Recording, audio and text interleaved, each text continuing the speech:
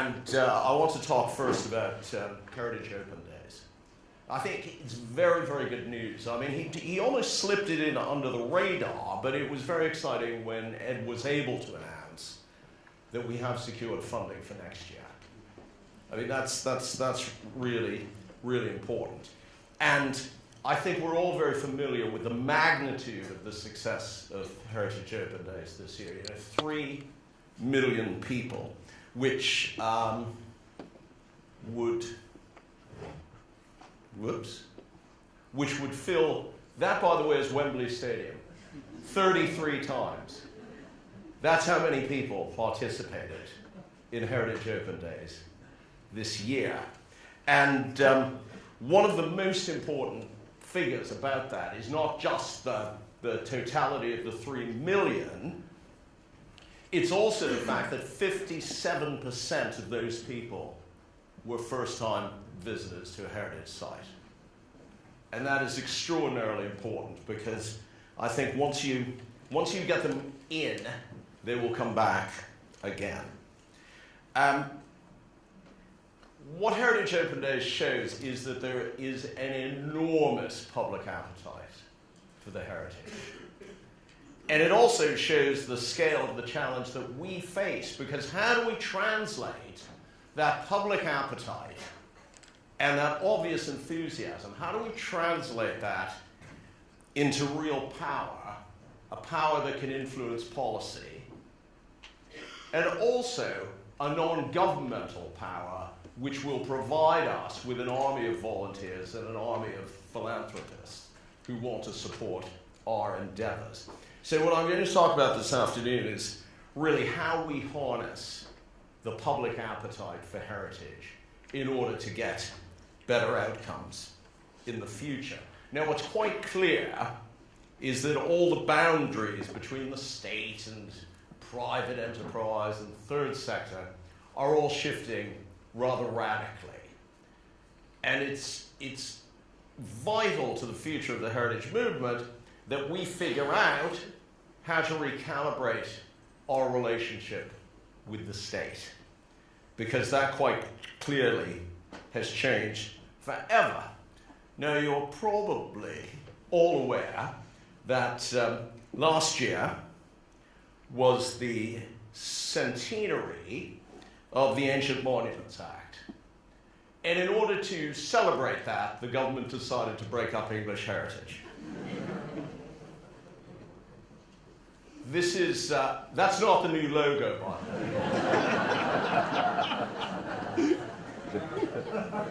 way. It's just an illustration of the fact that it is being rent asunder.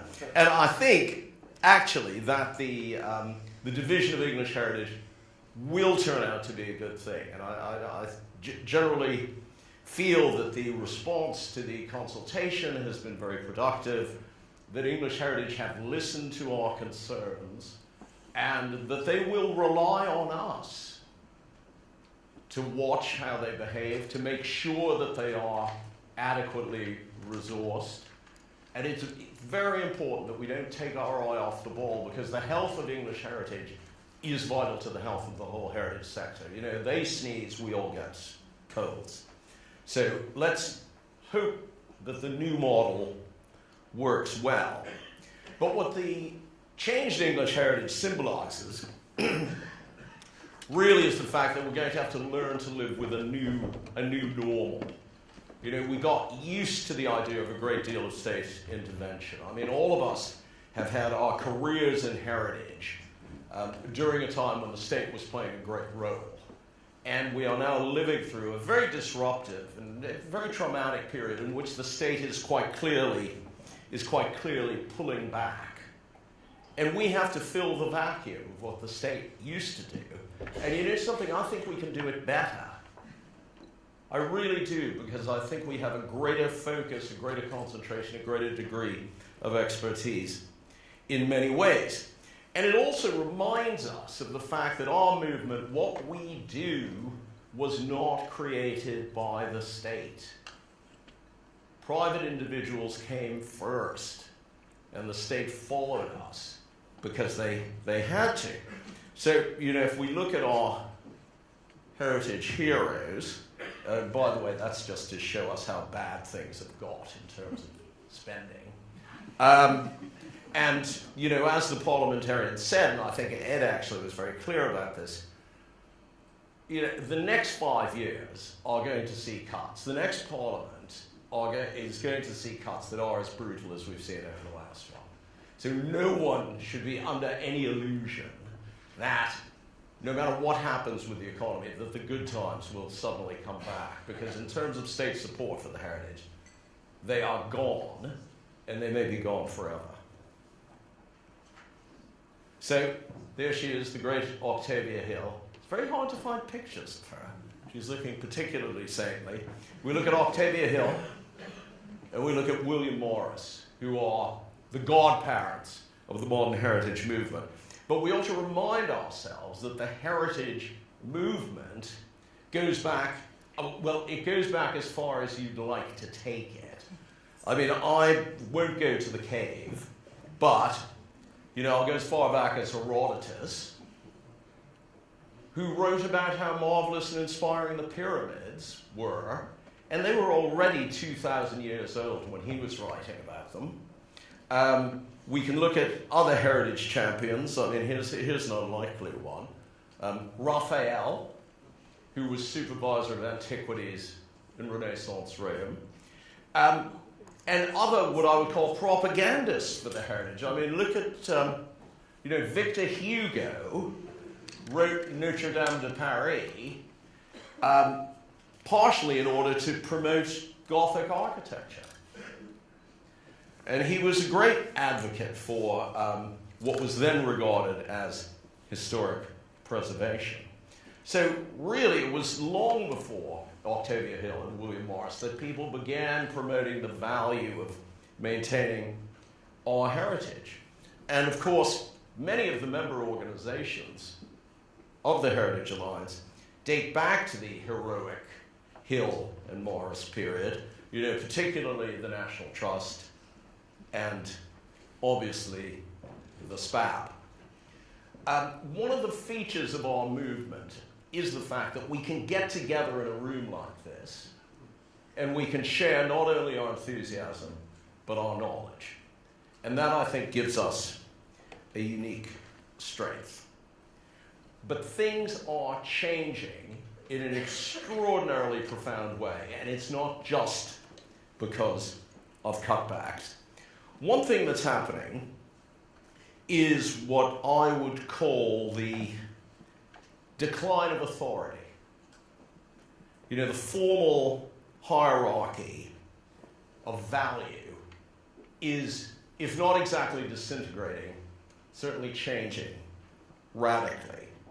Now, when the concept of listed buildings was introduced, it was quite easy because buildings were listed, you know, solely on rather highbrow levels of architectural and historical significance.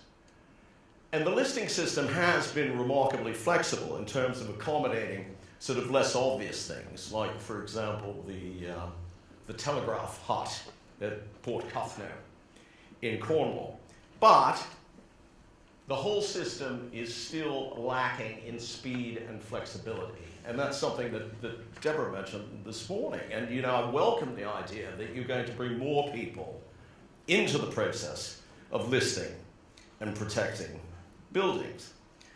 One important thing that's happened recently, of course, is the idea of localism. You know, that local people can get together and they can help define what is a community asset. For example, these people deciding that their local pub, the Bristol Arms, is of community significance and therefore needs to be preserved.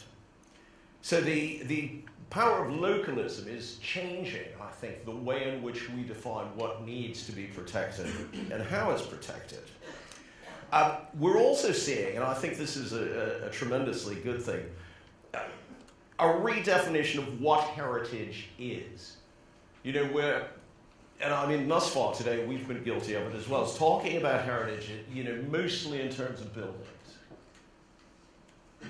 Well, it's not. Heritage is much more varied than that. At the HLF Heritage Exchange this summer, which I suppose most of you, or many of you, went to, there was, for example, a lot of talk about the natural heritage and how important that is, which I agree with. But one of the things that you notice when you look down the membership list of the Heritage Alliance is just how varied the heritage is. And it's particularly important to recognize the fact that transport heritage sits at the same table that the heritage of the built environment sits in. And we also need to embrace the other bits of heritage that we haven't quite got to grips with yet.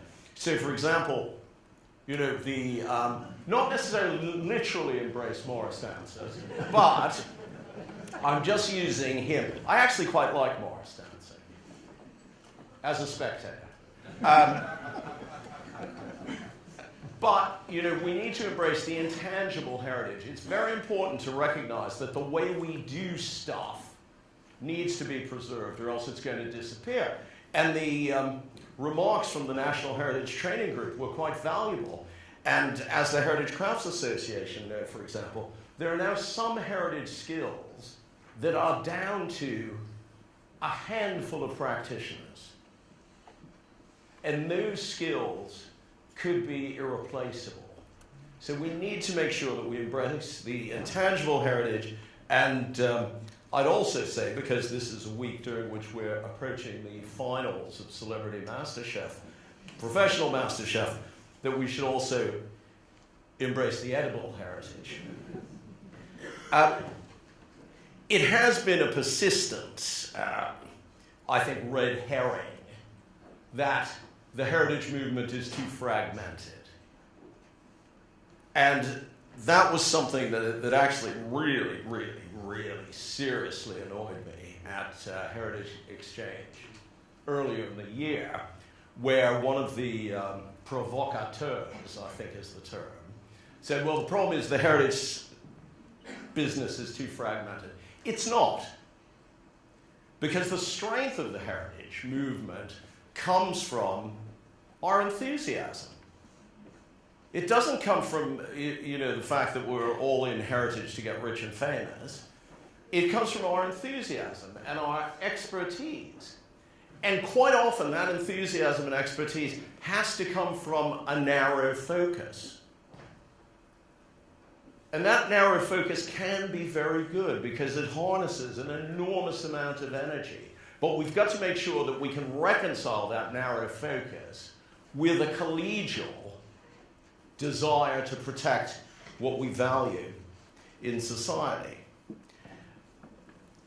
I think perhaps the most important thing that's happening to the heritage now is not necessarily a decline in government funding. I think it's a redefinition of who creates the rules about what is valuable and what isn't valuable. And of course, a lot of that has to do with technology and with social media. So, everyone has a smartphone now. And that is totally changing where authority lies. Authority is leaving the ivory tower and it's actually getting down to street level.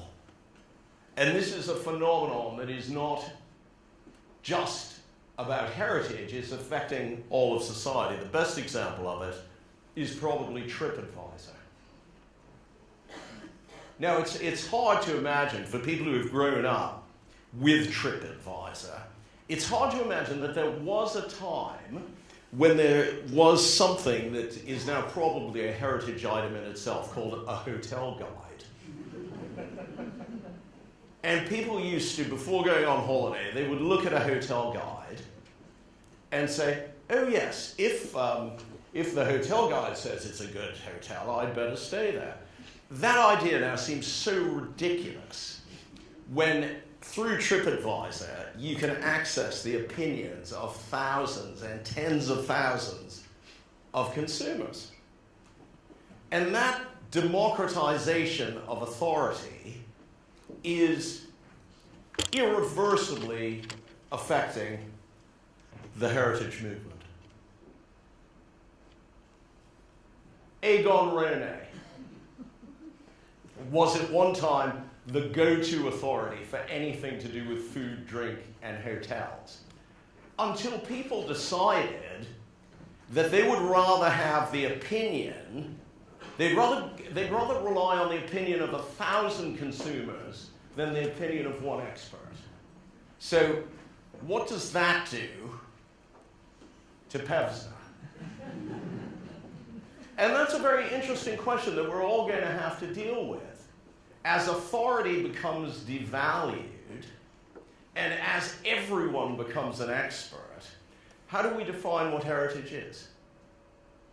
Certainly, public opinion has got to be informed by scholarship, which means we have a huge communication job to do. We have to convince people that whilst we respect public opinion still has to be informed. Now, widening participation has been very obvious over the last couple of years, and that's widening public participation, not just through things like Heritage Open Days, but I think more significantly through something like the now famous South Bank skate park. Last year, we had the victory of the Preston bus station, in which it was people in Preston who defined this as an important part of heritage that they wanted to save. And this was a remarkable moment when the local authority was beaten into submission by popular opinion. And a similar thing happened, really, although probably on a much bigger scale in terms of the economic ramifications, with the South Bank Centre, where the plans to redevelop the South Bank Centre in many ways were stopped by the South Bank skateboarders, who liked using the Undercroft, which is, I think, notable as the oldest continuously skateboarded space in the world. Now, that's something that would really escape the normal hierarchy of heritage. I mean, I can't imagine Pevsner on a skateboard. Possibly Dan Cruikshank. And it was really quite astonishing how the skateboarders, a relatively small community, actually mobilized a wide range of public opinion. They ran a brilliant campaign, and they protected the Undercroft. And in many ways, although they were an informal body, because they were never really formally organized, they acted like one of our heritage organizations. And we should think about that. How does their success alter what the nature of the heritage organization should be? Are we too formal? Are we too hierarchical? Are we not reaching out to the right people? Can we get skateboarders to care about hill forts? How do we make a case for the wider heritage? Another example of citizen power, but citizen power that was very well informed by existing organizations, was what happened with the proposals to redevelop Smithfield, in which there were huge commercial interests, and the enormous political power of the City of London were absolutely determined to push through a redevelopment of Smithfield. And little did they realize that two relatively small, and to them probably totally insignificant organizations, namely SAVE and the VICSOC, was going to stop them. And the victory of SAVE and the VICSOC was absolutely brilliant. They had the most wonderful array of campaign innovations. For example, let's see where this picture is. Yes, the Lady Gaga lookalikes marching on Parliament. And as a result of their activity, they mobilized a wide range of public opinion, much wider than their own membership. And they won. They got the Secretary of State to recognize that the so-called public benefits of the developer scheme would not outweigh, or rather would not justify the harm that that scheme would do to the market buildings. And this was a landmark judgment. And one of the ways in which they won, and where Save and the VICSOC were so clever, I suppose I should say the Victorian Society, just in case anyone doesn't know. One of the reasons they won was because they cleverly, instead of saying, this is a huge problem, this is a huge problem, this is a huge problem, they said, we've got a great solution. They came up with a plausible scheme. And by coming up with something positive, rather than merely being a protest movement, they were able to win a colossal victory. What are our great strengths? As a movement, what are our great strengths? Well, I've said diversity. Diversity and the fact that we can actually talk to each other. We're also independent. We are all fiercely independent. We have a lot of scholarship at our disposal. Very significantly, we have direct engagement with the public because most of us are membership organizations.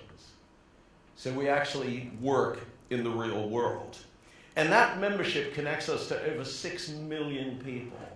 And the often quoted figure, which I hope is accurate, if not, we'll say it is the fact that that 6 million represents 12 times the membership of all political bodies combined. And that should give us enormous strength.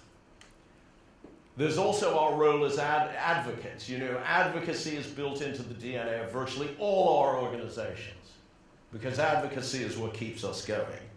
And finally, because we're all enthusiasts, we have enormous tenacity. You know, we don't give up. And that is possibly, in terms of the influence that we can have on government, one of our most important attributes. And that will eventually get us some sort of victory in the VAT fight, because we are terriers. And, you know, until the end of time, we will harry any government that doesn't roll back VAT on repairs and maintenance. So it is our tenacity. Recently, we've had two big opportunities to make a splash. One is in the discussion over English heritage. We've all talked about that quite a lot. And we are confident that we as the independent sector will work very productively with the future English heritage. Almost everything we've done that has been successful has underlined the importance of collaboration and partnership. Almost none of us on our own are big enough, strong enough, and well-resourced enough to win the battles that we want to win. So we have to work together. But partnerships are very difficult. Actually, I've got a better example. Oh, there we go. Partnerships are difficult. But partnerships are going to get us the results that we want. So 2015 is going to be a heck of a year for us. And it's going to be a heck of a year for us because we have to see how the new English heritage is going to work. And of course, we have to have a general election. And we're having a general election at a time when the ground rules between government and our sector are going to be redefined. Now, you've all got and read the manifesto, I hope. And I was very pleased, very gratified that Jane Bonham Carter was so complimentary about it. The manifesto is relatively simple, it's concise, and it makes important points. And amongst the most important points it makes is that government have got to give us a framework in which we can be successful. You know, we are huge contributors to this country's economy. For example, we've talked about the fact that what we do underpins the tourist industry, which is now the 5th largest business in the country. And, you know, as we've said over and over again, people do not come to this country to sunbathe. Well, maybe a few deluded people do. They don't come to this country to sunbathe. They come to this country largely, overwhelmingly, because of our history and heritage. And that history and heritage props up the vast tourist industry. We are the asset base the tourist industry is built on, which means that we have a more important economic role than the film business, and I think it's even more important than the automobile business. Now, I would not want the government to make movies, and I wouldn't want them to build cars either, and I don't want them to run our lives, but I want them to give us the tools to continue to be successful. And that's something that they haven't done yet. The Great Britain campaign was mentioned. Now, the Great Britain campaign is a campaign, and I'll quote, a multi-million-pound image campaign to boost Britain's image overseas. And indeed, I was thrilled in New York a year ago. I got on a subway train, and the entire train was plastered with Great Britain posters. And I was sitting in New York, you know, on the subway, looking at this marvelous image. Britain is great. Heritage is great. And you know what it shows that government is not remotely shy about using heritage to boost this country. And I think that's marvelous. But they are very shy about doing anything else with heritage. And in fact, I regret to say, because I think they're all very worthy and interesting people, I didn't hear, from our parliamentarians, I did not hear a single constructive commitment to do anything positive for heritage in the next 5 years. Did I miss something? Why is that? Why can't we get them to recognize our value? That is the big challenge we face over the next 5 years. Mobilizing the public, getting our enthusiasm to rub off on the public, getting our sense of joy to rub off on the public, but also getting government to create the environment in which we can continue to flourish. Thank you all very much indeed.